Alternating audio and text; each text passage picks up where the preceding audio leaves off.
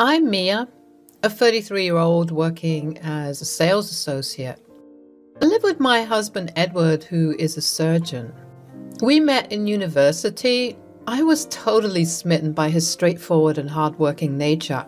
He, on the other hand, claims to have fallen for my grounded and kind demeanor. We have been married for 5 years and have built a life on love, mutual respect, and happiness. I thought we had a perfect life. However, life is unpredictable. Our lives faltered suddenly, and while it left me dejected initially, things finally fell into place. I vividly remember the fateful day. We had organized a party at our home, which was attended by close friends and my mother-in-law. Near the end of the party, I was in the kitchen cleaning up when I happened to hear a friend of my husband talking to a neighbor who also happened to graduate along with Edward and me. They had been drinking, but the guy was more sloshed.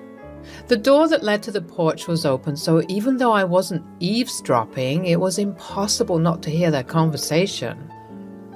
"Barbara, I must say that you look ravishing tonight." "Thank you, William. That's very kind of you." "What are you doing tomorrow evening? Care to join me for a drink?" "That's very kind of you, William, but I have a working day tomorrow." "Okay, so how about the day after?" "I'm sorry, I'm not interested." But William won't budge. "All I'm asking is a date with a pretty girl like you. I'm sure you won't regret it." After reiterations by Barbara on how she appreciated his compliments but wasn't interested, William got slightly annoyed. Alcohol took a toll on him, and he mentioned my husband's name. "I bet if I was Edward, you'd have no issues with this." While being shocked at his audacity, Barbara quickly composed herself and replied, "Your friend is a loyal and loving husband. He wouldn't cheat on his wife." "My friend cheats on his wife all the time." I knew that Barbara looked up to my husband as an upright and moral person, and she would not be pleased. At this point, Barbara told him off, saying he was out of line and needed to go sober up, and walked away. A while later, I was stacking up the dishes. William came storming into the kitchen. He saw I was there and realized I could have overheard the conversation between him and Barbara.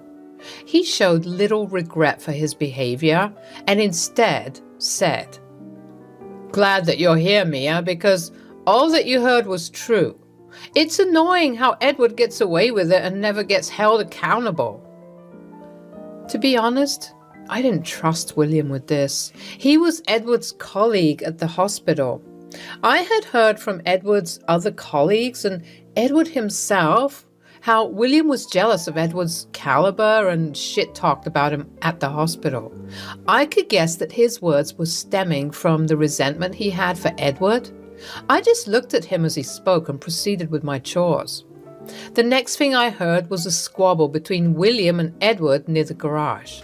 "You don't deserve anything you have, Edward." Edward was calm and tried to deal with the situation peacefully. "I think you need to head home, William. You are not in your senses. I'll ask a friend to drop you home." "Huh. I don't need your charity. It was a mistake to come to this party." I felt sorry for Edward. He didn't deserve anyone's spite or snide remarks. It ended with me stepping in and kicking William out after he went overboard. "I'm sorry for William's behavior, love. He's a jerk sometimes. I hope he didn't say anything brazen to you." "Oh, no, don't worry about it. He made Barbara uncomfortable, though." "Oh, that punk. I'll take care of it.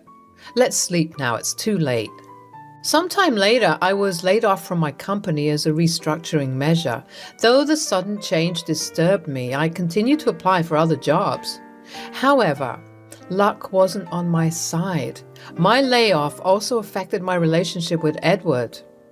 I noticed he was growing increasingly distant and aloof.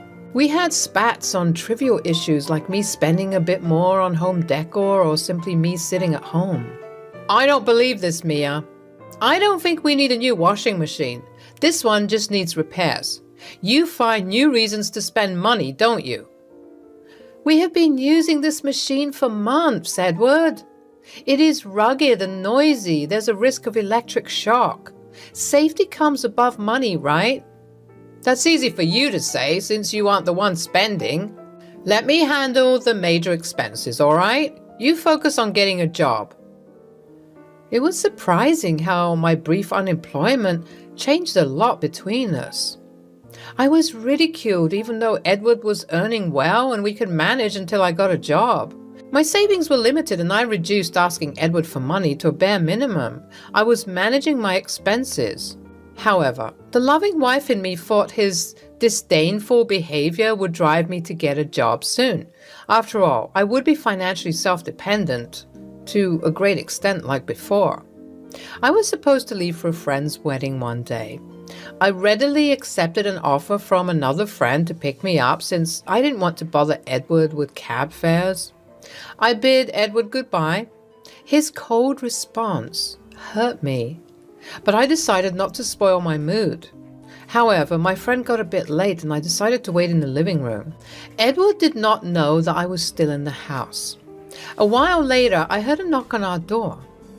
When I opened the door, a woman, who seemed to be our age, stood in front of me. She seemed confused, looking at me, and then apologized, saying she knocked at the wrong door.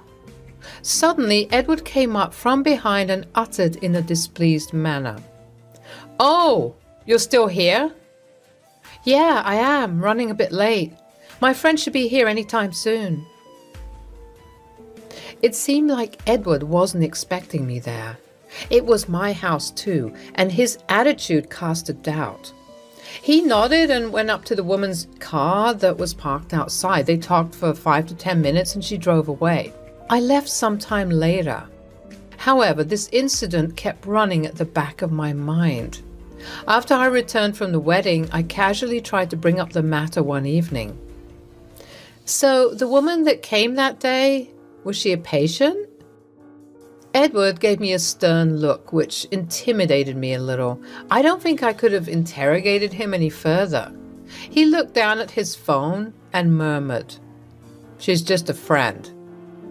"Oh, all right. I haven't seen her before, though." "Oh, come on, Mia. You don't have to be so inquisitive about everything. She is a recruit at the hospital, and I'm helping her out with a few administrative things." I didn't say anything further, though Edward's answer wasn't convincing. It seemed like he was simply avoiding the conversation. Days passed by. One fine day, I returned from an interview and walked in on a semi-naked Edward on a video call with a woman. I was shocked to my core. I stood there numb, facing the Herculean task of comprehending that Edward had been cheating on me. He stumbled and nearly fell off from the chair he was sitting on. However, he got normal in a moment. After I got back to my senses, I shouted, "What on earth is this, Edward? What are you doing?" Edward stood in silence. "Since how long have you been cheating on me? Are you sleeping with this woman?" What surprised me was that Edward was so unbelievably unbothered. He looked at me for a moment and said, "Yes." I was speechless. "Are you sleeping with others too?" "Yes." I felt like I was struck by 1,000 electric shocks at once. I wondered where I went wrong in our marriage. Did he feel I started loving him any less? I had patiently endured all the tension that entailed between us after I lost my job, and this man, whom I have loved for 5 years, stands before me remorseless, telling me that he has been cheating on me with random women. William wasn't that much of a punk after all. All that could come out of my mouth was, "Since when?" Edward rolled his eyes and said he could not recall precisely, but it all started after things between us went downhill. He talked about it as if it were normal. He told me calmly that he wasn't attracted to me anymore. I got upset and started yelling at him. "How could you do this to me, Edward? I thought you loved me. You dare to shamelessly admit your infidelity before me? I cannot live with you anymore. I need a divorce." Edward broke into a burst of humiliating laughter. He jeered at me. "Ha, you can never do that. Look at me. I'm rich. I have a job, and you, on the other hand, are unemployed. How will you pay the lawyer's fees? If you think you can easily get a divorce and a heavy alimony, you should look at yourself in the mirror. You don't have a choice, Mia." His words hurt the strong, independent woman in me. The fact that I gave him the authority in my life to utter those words out of his mouth and look at me as a dependent and docile wife enraged me. I realized it was futile to talk to him at that time. I packed some of my belongings and stormed out of the house. After moving out, several things dawned upon me. It was late at night and I didn't know where to go. However, I was certain that I wouldn't keep my mother-in-law bereft of her son's wrongdoing. I decided to visit her.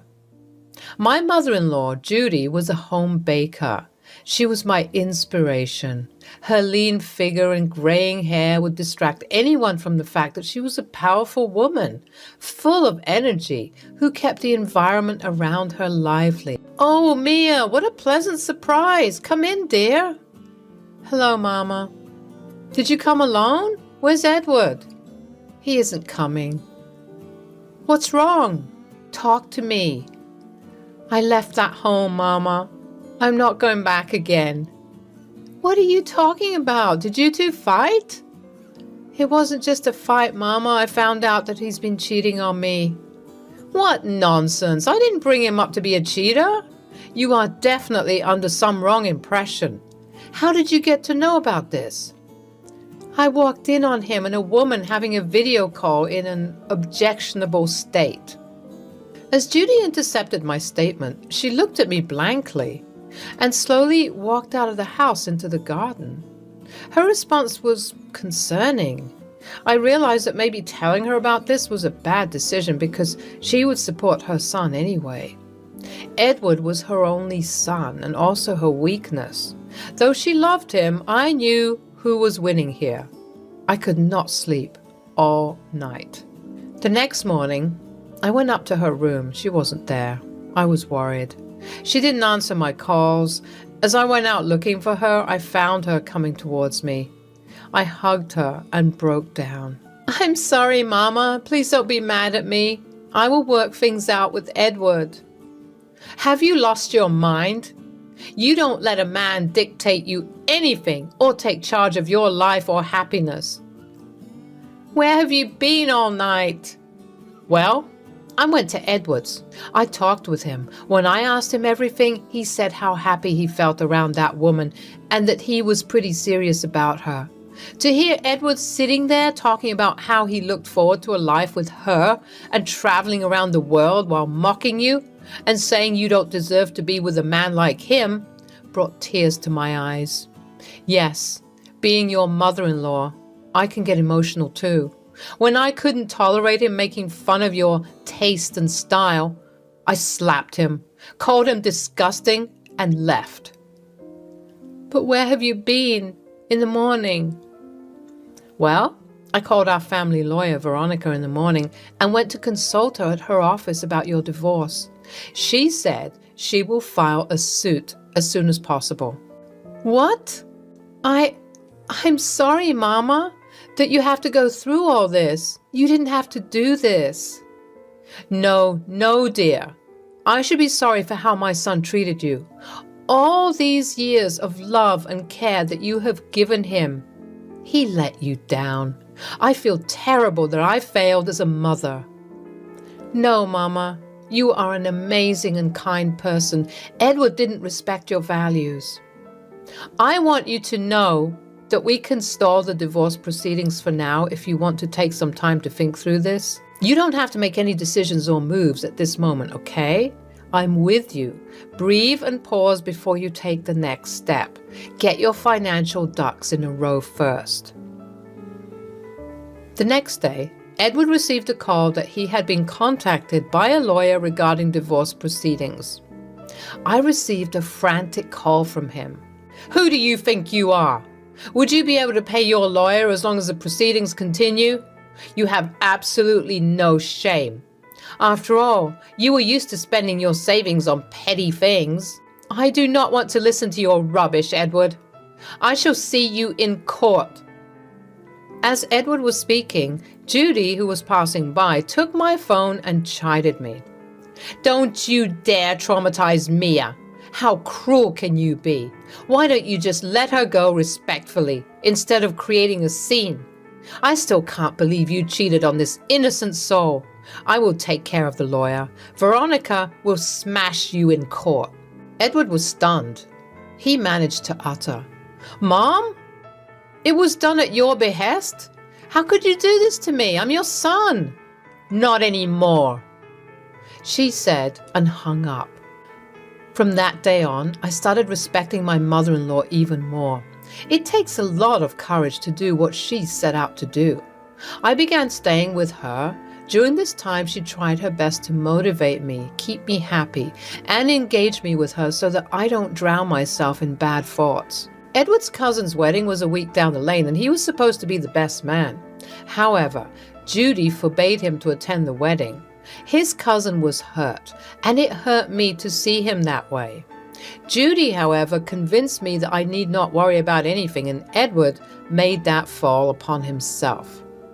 I reached out to William to dig deeper about the woman I saw outside my house the other day.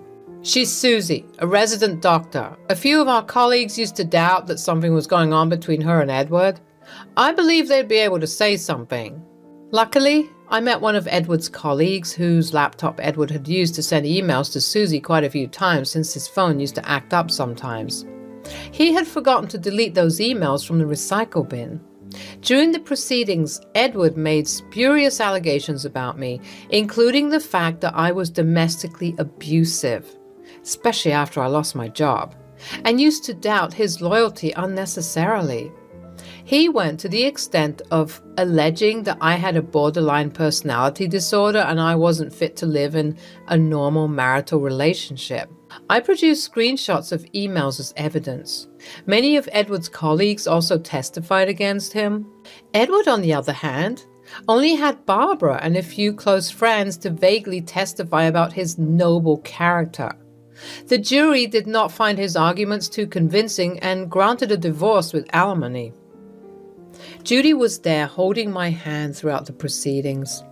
This was both to remind me that things would be okay and that she was there by my side. As I moved out of the courtroom with a beaming smile, she said, "You did it, Mia. I'm glad that you decided not to stay with a cheater and ruin your life just because you loved him. You have self-respect and you don't let dogs that bite back in the house. I'm concerned about you, not him. Ever since he cheated on you for the first time, it was clear that he doesn't see you as a person or important. He thought that you would be weak if you didn't have a job. He kept pushing you down, cultivating that same mindset. If he ever tries to threaten you or convince you to come back to avoid the alimony, tell him that he can love that woman and you will love yourself." No, Mama, you have been my backbone and helped me endure this difficult phase in life. I didn't expect that you would support me, considering it was your son. But you have stood by my side like a rock pillar. I'm thankful I had you, and I can never do enough for you. Thanking me won't be enough. You have to help me completely order for the blueberry wedding cake, and then cook your celebrated shepherd's pie for me. You are the best. My father and father-in-law died young, so I have never seen how a male figure runs a household and takes care of his family. Edward was the first guy I saw in those roles, and until our marriage went into a downward spiral, he had been this loving, supportive, and chirpy man. However, as they say, things don't remain constant. But change is the law of nature. When life throws lemons at you, make a lemonade. I mean to say that hang in there and you will come out even stronger. I worked hard and landed a job. Judy and I shifted to Seattle. I purchased a great apartment and we decorated it with love. I wouldn't say my divorce didn't scar me. I had to take therapy to cope with the post-traumatic stress that came along, but I refused to give up. I learned this from my mother-in-law. Had she not been there, I would have probably gone back to that toxic household and marriage again. One of my colleagues introduced me to her brother Martin, who was a famous artist. We hit it off well, and I went out with him. It seemed like he was healing all the scars left behind by Edward. He gave me the respect and love I had been craving for since so long. Judy liked him too. While I was skeptical of going a step further in the relationship, Judy convinced me to give him a chance and told me that it takes one man to teach a woman that all men are not the same, and he could be that person in my life.